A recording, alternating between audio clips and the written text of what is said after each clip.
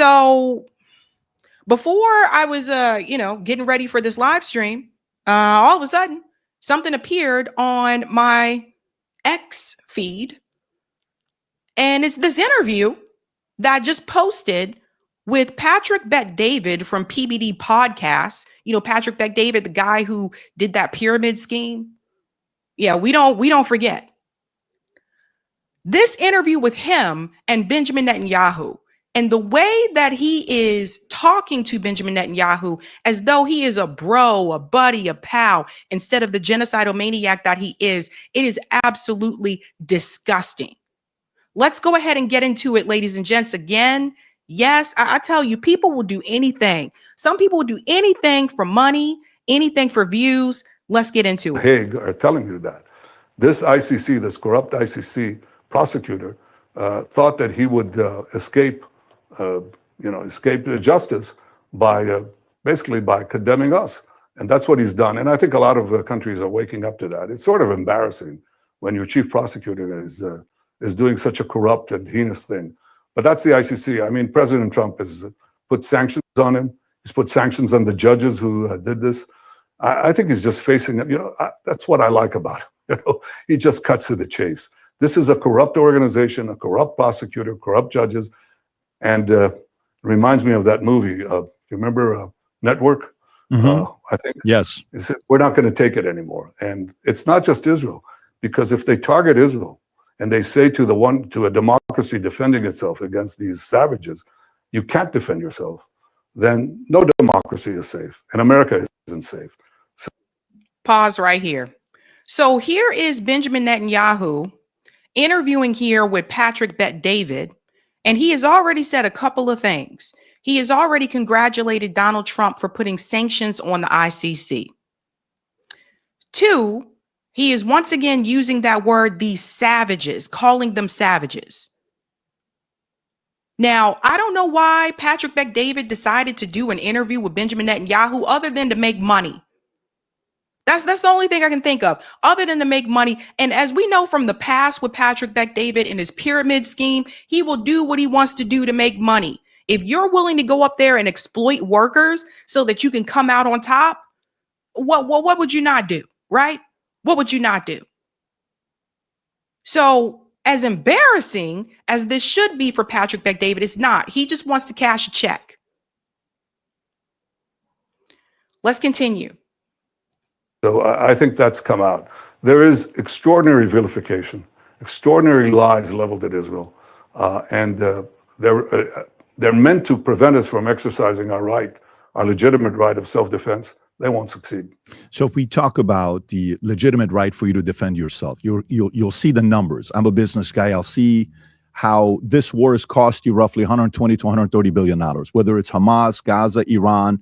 Roughly 120 to 130 billion dollars, reports that we read.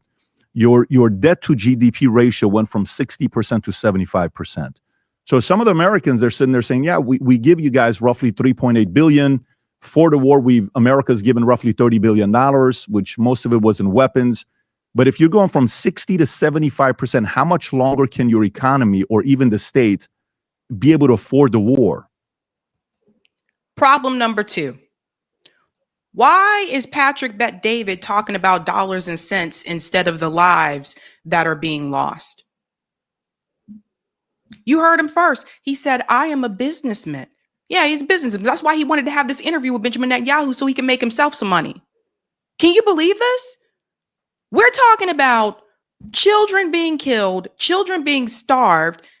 There's a famine in Gaza, which the UN has declared. Other human rights organizations have declared as well. But you want to talk about, can you afford to keep this going? And at this point, this is not a war. This is a genocide. But what is on Patrick Bet-David's mind is, will you be able to afford to continue this? Why do you care if Israel is able to afford to keep killing children? Why do you care? What are you talking about? Why are you so concerned about Israel's economy? Think about that for a second. Do you see Patrick Bet-David interviewing people from Gaza? Do you see him talking to any of them? It's a crazy world we live in, folks. This is what I mean when I say it has come to this. Patrick, I'm going to have some good news for you. Please. I led first as finance minister and then as prime minister, a free market revolution in Israel. And Israel became a wealthy country because we unleashed the genius in our population and innovators and just incredible capacity to produce products and services that service all mankind in medicine and communications. That cell phone that you're probably holding half of it is probably made in Israel. And the cherry tomatoes that you eat, they were made in Israel and so on. And medicines that you use, made in Israel. So Israel became a powerhouse, a juggernaut of innovation and enterprise. And it strengthened our economy. We went from $17,000 per capita to about $60,000 in a very short time. It's a tremendous success story. Now, here's the truth. This is something I just saw, a slide. I wish I had it here. Too bad. But the slide shows investments in R&D that a country receives from foreign sources. So number one is the United States, like huge. Number two, in absolute terms, now as we speak today, is Israel, tiny Israel. The next country is Germany. It's 2/3 of Israel, and the rest of the Western countries fall further and further behind.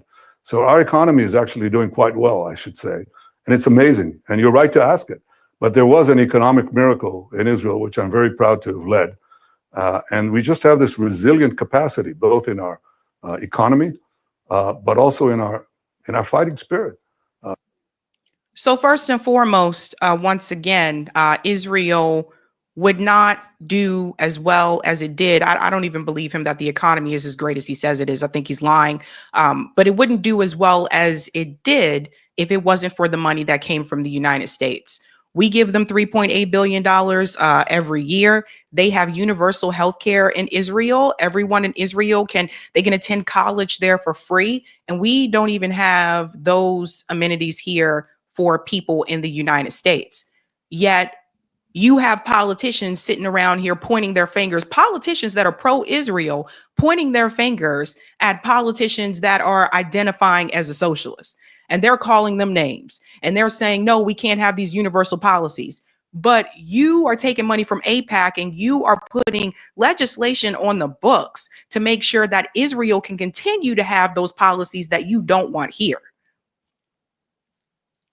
It's just absolutely alarming. Absolutely alarming. Patrick Bet-David should be ashamed of himself. But again, he's not, because he just wants to make money. We've gone through the Holocaust, and I'm committed, as are my people, to prevent a second Holocaust that Iran was planning. And that's what we've been doing in this war. It's taken this long because we had to break this noose of death that Iran was going to put on us in their plans to conquer the Middle East, in their plans to then proceed to Europe, and in their plans to then proceed to America. They say death to America. We're just standing in their way. And boy, did we stand in their way. Talk about the difference between what someone says and what someone does, right? So Israel wants you to focus on what Hamas has said, what Iran has said, but they don't want you to focus on what they are actually doing. Killing people, killing children, and getting away with it. And this cannot be said enough. And here they are. Let's talk about what people in Iran may have said instead of talking about what Israel is actually doing. He mentions the Holocaust only to identify that with him and with the Israelis. But they are actively exterminating an entire population of people right now in Gaza, at the same time stealing people's homes in the West Bank. And Patrick Bet-David brings this clown onto the show, offers very little pushback. He's talking to Benjamin Netanyahu like they're just sitting down having a beer instead of calling him out as the genocidal maniac that he is. That is the problem with this conversation. That's the problem. Of all the people. And then you got to be fair to both sides. You're not talking to anybody in Gaza. You're not talking to those people.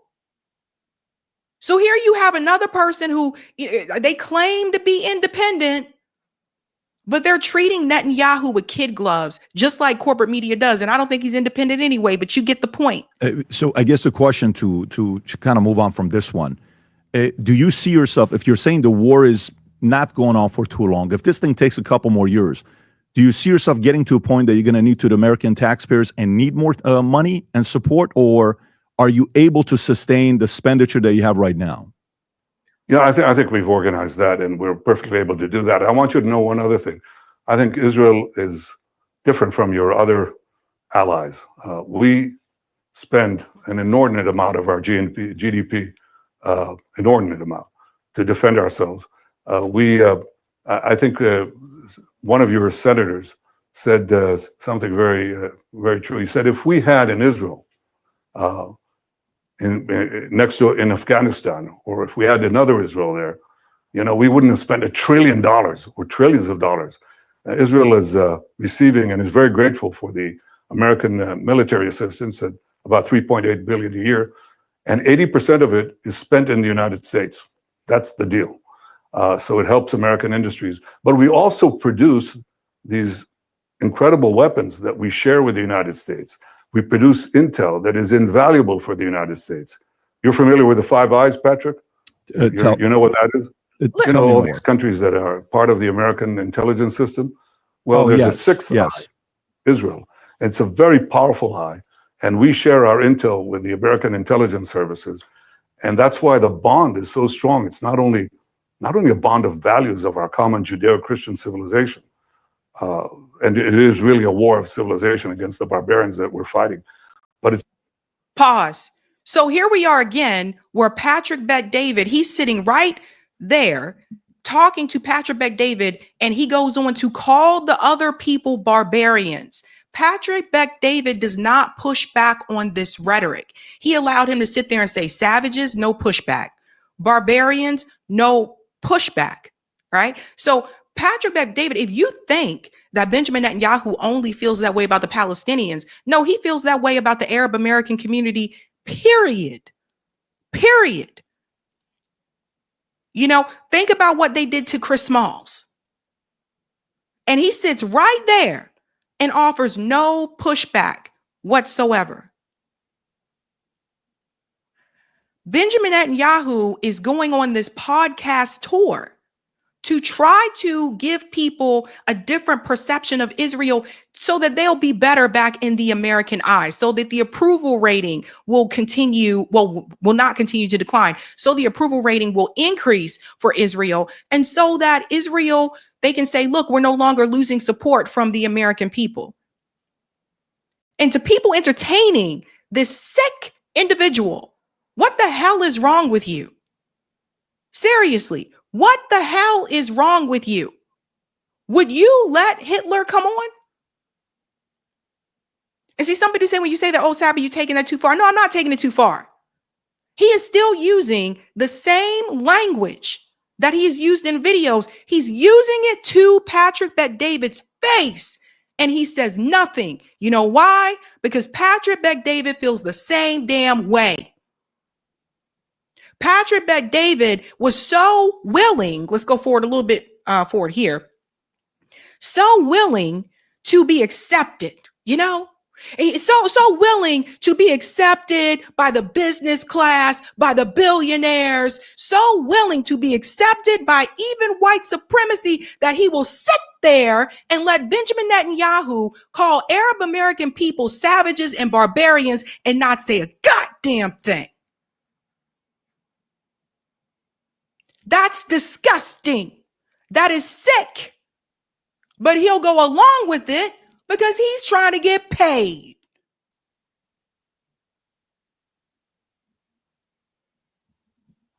It's just absolute ridiculous. And then what kills me is then other people will go on to Patrick Bet-David's show, and as if they don't see these conversations happening. Although President Trump did a great thing by joining in that precise strike that he did. Didn't just start World War III. It didn't bring thousands of American troops on the ground in Iran, but it did. It was a magnificent addition to our brave soldiers. So I have to tell you, I think it's a partnership that is going to go on for a long, long time. As far as I'm concerned, for all time. Prime Minister, what do you say to the critics who say, Israel owns America, Israel is who makes America do things they want them to do, whether it's through AIPAC, whether it's through, funding, money. You'll typically hear this. This has been overly said the last couple of years in a major way. And there's a community of Americans that at this point believe that whatever Israel wants, they make a phone call to America. America better do or else. Do you agree with that? Absolutely not. I think it's full of hokum. First of all, do you know President? Why would you ask him if he agrees with that? Of course, he's going to say no. And second of all, that has not been a conversation just over the past couple of years. People have been saying that for a very long time. In particular, people who have been politicians in DC that tried to give people the warning about the control, the money control, the Israeli lobby, AIPAC, how they basically buy the politicians and tell them what they want them to do. You bring this guy on your show, you give him no pushback. He sits up there and just spews lies to your audience. This is why Benjamin Netanyahu is doing this podcast tour, because he is trying to get more support for Israel. That's why he's doing it. And you let him come on. He lets him come on because Patrick Bet-David don't like himself either. Patrick Bet-David, this is the truth. People don't want to hear this. Patrick Bet-David does not like himself either. He is willing to sit up there and cuck for Israel to get a check, to get whatever he needs, just like he was willing to walk on all those people who worked underneath of him in that pyramid scheme to get whatever he wanted to get. This guy is a clown, an absolute clown. This is the same guy who sat there, and I covered this before on the show, the same guy who sat there and basically said, well, black people just need to try harder because, I came here and I did so great. Of course, he sits up here and he sides with the supremacy, the genocidal supremacist, Benjamin Netanyahu. That's who Patrick Bet-David is, okay? Just because you see him have these interviews with rappers and let's talk about who really killed Tupac, who came after Biggie. Patrick Bet-David don't give a damn about the black community. He cares about himself and his pocket.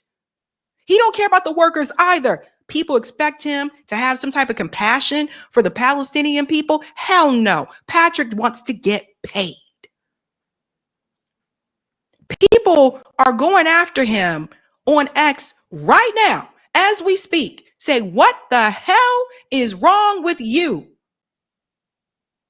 Anything for a check, anything. President Trump, I mean, sort of, I've known him for many years. Sure. Okay. You don't make him do anything. He does what he thinks is in America's interest, and he's very forceful about it. When he sees allies who don't step up to the plate, he's not shy about saying it. And we have a different relationship altogether. It's not one of coercion or manipulation. It's one of common interests and common values. And I think that people understand that because Israel is different. It really is. We know that we have to fight for ourselves, and we do. But when we fight for ourselves, we fight for you too, because we fight Iran. Iran tried to murder President Trump not once, but twice. Iran killed and wounded thousands of Americans with their IEDs, explosive devices, in Iraq and Afghanistan. Iran killed 241 Marines in Beirut. They bomb your embassies. They burn American flags. They have mobs chanting, "Death to America, death to America."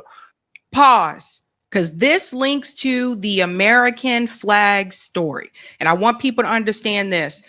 So he says, no, Israel's not controlling American politics. We all know that's a freaking lie. All you have to do is follow the money, and you can see that very clearly. Now you add this to the executive order from Donald Trump that was just announced this week that he wants to criminalize people who burn the American flag. I mean, connect the dots, people. Connect the dots. Donald Trump didn't do that his first term. Just put all this together and figure it out. He wants to come after Ron. And he says, well, Ron tried to kill Donald Trump twice. No proof of that. No evidence. But because Israel was saying it, you're supposed to believe it. That's how it goes. Israel doesn't have to have proof. All they have to do is tell you that something is happening, and you're supposed to believe it because they said it. It's absolutely embarrassing and disgusting. But you always have one that is willing to sell out for $1 to go along with supremacy. And Patrick Bet-David is one of those people. So when we fight Iran, we're not just fighting our war, we're fighting your war, but we are fighting that war here in the Middle East. And let me tell you what would happen. And as someone who had been in the Middle East as a child, I think you can appreciate this. It's not only we who are threatened by Iran, it's our Arab neighbors too. They know that Iran wants to conquer them, pillage their oil fields, take over the Middle East, the maritime routes that control world trade. So they know that. But if you look at who's actually fighting Iran, it's Israel. It's Israel, our brave soldiers, our incredibly brave soldiers. And this tiny country, you know, President Trump asked me, how do you guys do this? I mean, you're such a small country, you know, we're the size of New Jersey, bigger than Rhode Island, but that's it. We're slightly smaller than New Jersey. And we take on this enormous empire with all its proxies, this anti-American empire that threatens to kill the president and chance death to America. How do you do this? And I said, well, you know, you're like an enormous lion, almost like a prehistoric saber-toothed tiger. You're enormous. We're not, but we are, you know, we're the, you know, the badger, you know, this little animal. Absolutely. Badger. And you see a badger being, you know, some tiger or lioness is trying to kill it, and it sort of turns around. It has very sharp teeth, and it knows how to go to the weakness points, you know, to the points of vulnerability of the enemy. And you see these things, you know, I watch NGO Wild when my wife lets me because she likes to watch cooking shows. This is Netanyahu trying to make it seem as though he's trying to show some type of humanity, right? That's why he's bringing up his wife. See, this is all a trick. Oh, let me bring up my wife watching cooking shows, and so people can think I'm just a nice guy who's just trying to protect the people. This whole statement that he says, well, Donald Trump is asking, how do you guys do it? Okay, this is bullshit too. They have an Iron Dome. So they have a defense shield that the other countries don't have. Now, that doesn't mean that things can't get through it. It can, but they are more protected than other countries in that area. 2, the weapons, most of them come from the United States.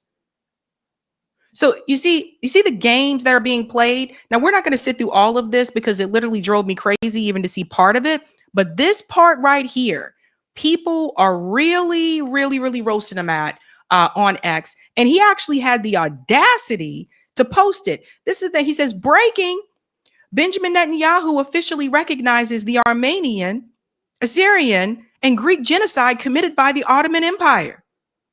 Listen to this, guys. And I'll show you the responses because it's wild. You know, the Holocaust has been recognized by 193 different countries, right? Everybody around the world. And in some countries, if you denied, you could do jail time. Many countries, you can do jail time a year, 5 years. But for anybody that doesn't recognize Armenian Assyrian genocide, if there's any country that I would have expected to be on the list that recognized the Armenian and the Assyrian and the Greek genocide, it would be Israel. Why haven't you yet recognized the Armenian, Assyrian, and the Greek genocide that the Turkish did to that community?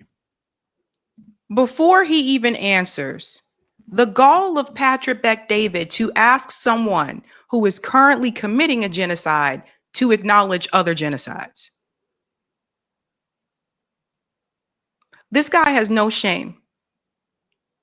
So, yes, Netanyahu is going on podcasts to try to rebuild Israel's reputation, try to humanize Israel in some way, shape, or form by mentioning his wife cooking, etc. But Patrick Bet-David is also trying to rebuild Israel's reputation. That's why he's having that conversation. He is also trying to increase support for Israel here in the United States. And that's what a lot of this is about. Yeah, he wants the money and the fame and all that kind of stuff that goes with it. But he also is trying to do the devil's work and trying to get Americans to turn that poll around and show that you have that increased support for Israel. Now, of course, Netanyahu goes on to say that he acknowledges it, but this is to prove a point. It is to prove, look, I can acknowledge that other genocides have happened. I can acknowledge that too. And so if I acknowledge that, then maybe other people will realize that we're not trying to commit a genocide in Gaza. You see how this works? Watch this. In fact, I think we have, because I think the Knesset passed a resolution to that effect. I don't know if it's come from you, though. I don't know if it's come from the Prime Minister of Israel. Yeah, I just did. Okay. Here you go. All right. Well, thank you for doing that. And then he thanks him. Thank you for doing that. The sellouts sell out. So this is the little trick that Patrick Bet-David just did. Let me see if I can get Benjamin Netanyahu to acknowledge that these other genocides took place. And then people won't think he's this evil monster. And then maybe people will just compare numbers and they'll say, well, then there's not a genocide that's happening in Gaza. This is him doing the work of white supremacy. That's what Patrick Bet-David is doing. And he don't give a damn. So for all the people who come to me and say, well, Patrick Bet-David interviewed this rapper and that rapper, I don't give a damn. He can talk to whatever rapper he wants to. That doesn't mean he cares about people that are marginalized. He cares about people that are oppressed. He cares about people that are occupied. He doesn't. He just want money. He bring on people like, oh, let's bring on Tupac's friend and let's bring on this guy. He brings them on because he knows that's going to generate revenue, not because he actually gives a damn. Look at the comments. Had the nerve to actually thank him. Then he posts the full interview there. Of course, there was me. I said, what the hell is wrong with you? Blakely, is this a joke? Yeah, let's bring on the guy currently committing genocide to give his thoughts on genocide. Holy shit, this is a low even for you guys.